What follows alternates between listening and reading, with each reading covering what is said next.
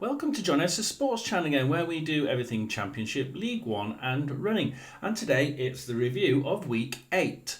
Now, let's start with Crawley. Crawley versus Bolton. Now, Crawley started really well, and I think a lot of us thought that they had a chance of getting something out of this game, possibly. They certainly thought, everybody thought they'd get a goal. And in the end, I plumped with most of you, and I thought you were probably about right. 2-1 to Bolton. So we said Crawley 1, Bolton 2. It was Crawley 0, Bolton 2. So just one goal off there. So a correct result. Crawley had all the game, 69% possession. And not only that, but they had 493 passes, which actually shows how much they were in control when they had the ball. They were just not getting as many shots on goal as what Bolton were, which has been completely the opposite story for Bolton over the last few games. And now they actually had quite a few shots. They had 11 shots, 6 on target, 2 goals. And they only had 31% possession. So they did more with the ball when they had it. And strangely enough, completely different from a few games ago, Bolton are actually shooting at the target. And they're getting shots on target. So well done. The Bolton fans must be really finding it a lot more interesting than just going upfield and not letting one off on goal. So that was the first one. Then we go to Reading versus Huddersfield. And I want to have a quick look at Reading versus Huddersfield. So most people were saying it was going to be a Huddersfield win. They started so well, so brightly. And they've been having some really impressive results. And most of you thinking, 2-1 to Huddersfield, 3-0, 1-0. I plumped with most of you saying that there was going to be a goal in it, but Huddersfield have been just letting their foot off the gas a little, and I couldn't see it being a lot of goals. So I went with a Huddersfield win of 1-0. And completely out of the blue for me, Reading, I saw on my watch along, I saw the Reading team, and I thought, this is a bloody good team, isn't it? They might actually get something from this. If they high press, Huddersfield hate high press, and Reading went straight into high press. Huddersfield hate high press, and they just ate straight into the Huddersfield defence. I said Reading 0, Huddersfield 1. It was Reading 2, Huddersfield 1. I will look at a quick look at the stats. It was 48% possession to Reading, 52 to Huddersfield. Now you got to bear in mind, Reading 6 shots, 2 on target, 2 goals. What a conversion rate that is! But they high pressed, so as soon as they got in that position, they made sure they made the maximum of those high press opportunities. Whereas Huddersfield not quite there. They've been pulling back and shooting from distance, and 19 shots, 7 on target, 1 goal. Not really very good. Good number of shots on target, but from 7 shots on target, I would be expecting. I would hope from a side such as Huddersfield that they'd be getting at least 2.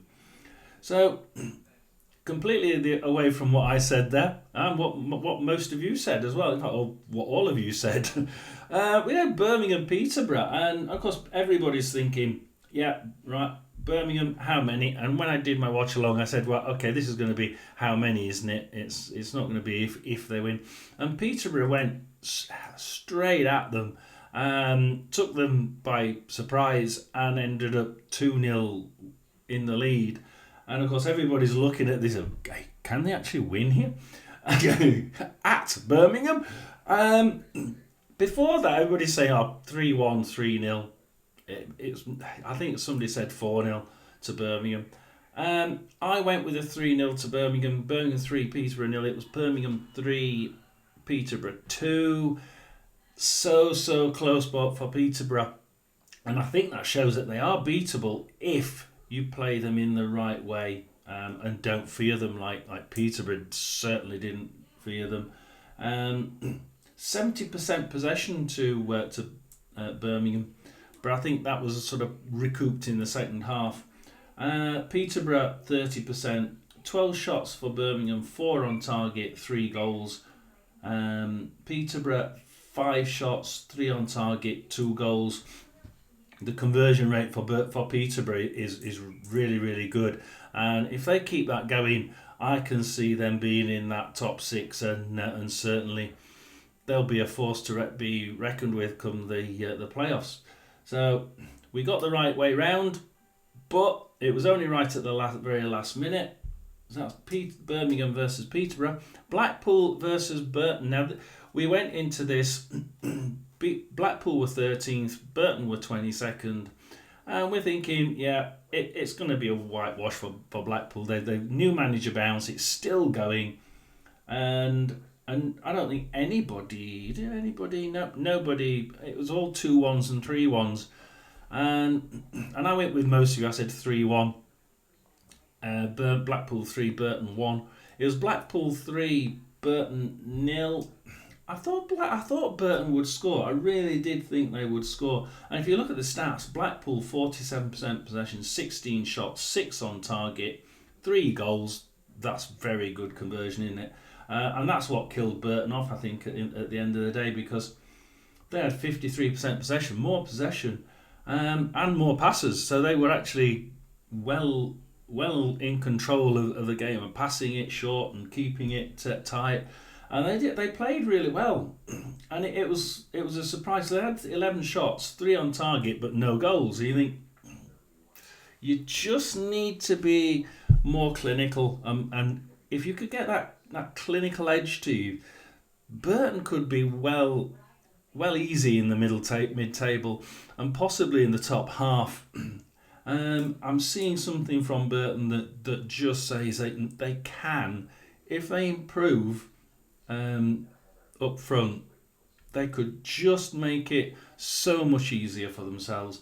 So that was Blackpool versus Burton. 3-1 we said. 3-0 was the result. So we got the correct result, if not the correct score. And then we move on from Blackpool to Bristol Rovers versus Wycombe. Bristol Rovers versus Wycombe. Another one that it was a little bit of a mishmash. People were thinking that Bristol Rovers, they've not been doing too badly. They've been playing surprisingly different styles. We know what the manager's like. We know what he prefers to do, especially away from home. Just pull everybody back. Batten down the hatches, make sure the opposition don't score, and then if we score, we win. But he's been playing it a little bit different, and I've seen some of these games and he's playing certain games or certain halves different, and I'm quite impressed because he seems to be able now to change his style halfway through a game, which is not what he could do at Rotherham. So Bristol Rovers versus Wycombe. Most people were going for a Wycombe win because they've been really, really strong. Indeed, we went for a 2, Bristol Rovers 0, Wycombe 2, which is sort of in the middle of a lot of you. There are a few that saying it was going to be 1-1. So, we said 0-2, it was 1-2. So Bristol Rovers did manage to get that goal in. Indeed, they actually took the lead. So they took the lead through Scott Sinclair on 17, and then Wycombe came back in the second half. 90 minutes plus 6 to get the winner, But they have been playing really well, Wycombe, and it was no surprise that they did that. It was a surprise when they did it, but there was no surprise they did it. And you can see from the statistics, Bristol Rovers 37%, i.e. just pull back and make sure they don't score. Although it's at home, I would have thought he would have been a little bit more attacking. 6 shots, 1 on target, 1 goal. Need to do more shots than that. And 63% possession to Wycombe, 525 shots, passes. Wow, they really were passing the hell out of it, weren't they? And really short clinical passes. And they obviously did really well because they had 13 shots, but only 5 on target, which I suppose is not a bad ratio for where they are in the league. But 5 on target, 2 goals is actually quite good. So I think they were worth their win. I can see them continuing to improve. They have been improving over the last few games, and I think Bristol Rovers have as well. And it was a shame to have them meet together because they were both improving, and it's like, what a game. So I can see why some of you thought it was going to be a draw. We went Bristol Rovers Bristol Rovers 0, Wycombe 2. It was Bristol Rovers 1, Wycombe 2. So correct result. And we go to Cambridge versus Lincoln. Another one that I was watching because Cambridge, for me, they've been improving, and I know some of you said, it's going to be a slaughter. Lincoln have been playing really well, and they've only recently had a little bit of a blip. And I even saw Cambridge 0, Lincoln 4 on one. Cambridge 0, Lincoln 2. 2-1, 4-0. I went for 3-0 because I think, as per most of you, I'm thinking they're not playing very well. They are bottom. They are improving, and I keep seeing little signs of something there that they could actually improve on. And the stats, 61% possession to Cambridge. And that's what I mean. They have the ball. They can play, and they do play good, nice football. 449 passes. This isn't a side that goes in there and doesn't touch the ball. They have the possession. They have the ball. They pass it very nicely. But they have 13 shots, 2 on target, no goals. We've got to get them on target, guys. And if you do, you won't be bottom for long. There's other rubbish sides like Rotherham just above you, by the way, who's the next game? Cambridge Rotherham. Oh, shit. 39% possession to Lincoln, 10 shots, 4 on target, 2 goals, pretty good stats. So when they had the ball, they made the most of it. They only made 294 passes, correct passes. Brilliant. You can just see something in Cambridge again that could turn around. So we said Cambridge 0, Lincoln 3. It was Cambridge 0, Lincoln 2. 1 goal off again. We keep getting 1 goal off, guys. We've got to get more. We'll get more correct ones, haven't we? So who's after Cambridge? Leyton Orient. This was another strange one, wasn't it? I mean, we were all expecting another whitewash from Wrexham.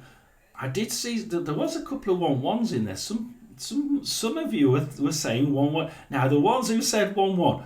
Well done. The ones who said a draw, you need to start betting, I think, because that was a strange one for me. I went with most of you. It was going to be a clear win for Wrexham. Leyton Orient 0, Wrexham 2. It was Leyton Orient 0, Wrexham 0. How did they do it? Well, Leyton Orient had 58% possession. They had more than that in the first half, I believe. I remember having more than that in the first half from my watch along. 42% to Wrexham. 9 shots for Leyton Orient, 1 on target, no goals. 6 shots for Wrexham, 2 on target, no goals.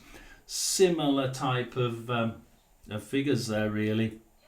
Neither of them able to really outpass or outplay the other. Passes were 490 to 346, which is sort of similar to the 58%, 42% play. So the possession figures are about the same ratio wise. So I was surprised at that. I think most people out there were surprised at that. Perhaps there's a way around this team, or perhaps Leyton Orient are actually doing a little bit better than we expected them to do. And you remember they started off in 20th position, and they're doing quite well. And I've just got a feeling that they might. I'm looking at some of the other things I've got out for later on. Let's just have a quick look at my weekends, because Leyton Orient, where are they? They're at home to Exeter. Yeah, I mean they've gone from 20th to 18th. They're playing Exeter after playing Wrexham. You have to fancy them, don't you? And you'll be seeing that in the next video, so stay tuned for the prediction video. So after Leyton Orient, where do we go? We go Northampton, Mansfield. And Northampton have been an interesting side. They've not been playing very well, but they've been getting the odd result. And I just think that this is a team that is going to be an interesting time for them. That they need to. They're not giving me anything to be, oh wow, what a great team. They're sort of like an average bottom 6-7 side. At the minute they're 17th. Where were they down here? They were 12th, so they were actually doing really well until they met Mansfield, my team to watch. Which you want to watch that video, you can. A lot of you are saying Northampton would win this because Mansfield have been hot and cold, and actually they've been. Lately, they've not been getting the results that we expected them to get. And I can see why people were saying, 2-0 to Northampton, 2-1 to Northampton. And I was swayed by that, and I went 1-1. So I went Northampton 1, Mansfield 1, and it was actually Northampton 0, Mansfield 2. So I should have stuck with what I said right at the beginning of the season, my one to watch, Mansfield, so we got that one wrong. Shrewsbury versus Rotherham next, and Shrewsbury needing that win. Rotherham United playing absolutely awful for the first half. Shrewsbury playing absolutely awful for the full match. Rotherham came out and equalised, and then just looked as flat as and never looked like ever getting a second. Shrewsbury never looked like getting a second, and I think it just died a death. Both of them now firmly at the bottom, and you have to think that there's very little hope for either team, unless one of them decides to change how they play and the style and the formation. Rotherham changed the formation in the second half, did a little bit better, but it certainly wasn't great football. They now haven't won a game for, it's nearly 2 years away from home, so it must be a record. Most people were saying Rotherham to win. I've seen 2-1s, 1-0s, 2-0s. I couldn't see it. I said Shrewsbury Town 0, Rotherham 0, just to be totally against all of you, and it was Shrewsbury Town 1, Rotherham 1. I got the correct result. And most of you got it wrong. Yes. Well, not yes, actually, because I follow you most of the time. Let's just, for the hell of it, let's look at the stats. 47% possession to Shrewsbury, 53 to Rotherham. So nothing great there. Shrewsbury 4 shots, 1 on target, 343 passes. Not great number of shots there at all, was it? I mean, the fans must be pretty bored if that's what they get fed, which appears to be. Although the Shrewsbury fans are happier about their defence. That's what I'm hearing, that their defence is really good and they're happy about that. They now need to start doing this more, shooting. Rotherham, 12 shots, 1 on target, 1 goal. Great. I mean, it's good that 1 shot on target went in, but 12 shots? It's typical of Rotherham. I think against Exeter they had about it was either the Exeter game or the one after. One of them they got no shots on target. In fact, they had no shots, and the other one they had 19 shots and none on target. And they're just bloody ridiculous. So it was destined for a draw. Probably most likely a 0-0, to be quite honest. There was only 2 shots on target, 1 each, and it was 1-1. What are the chances of that? So we go down after the Rotherham one, we go to Stevenage versus Charlton, and everybody sees Stevenage are doing so much better than what everybody thought. Yet Charlton are just more clinical.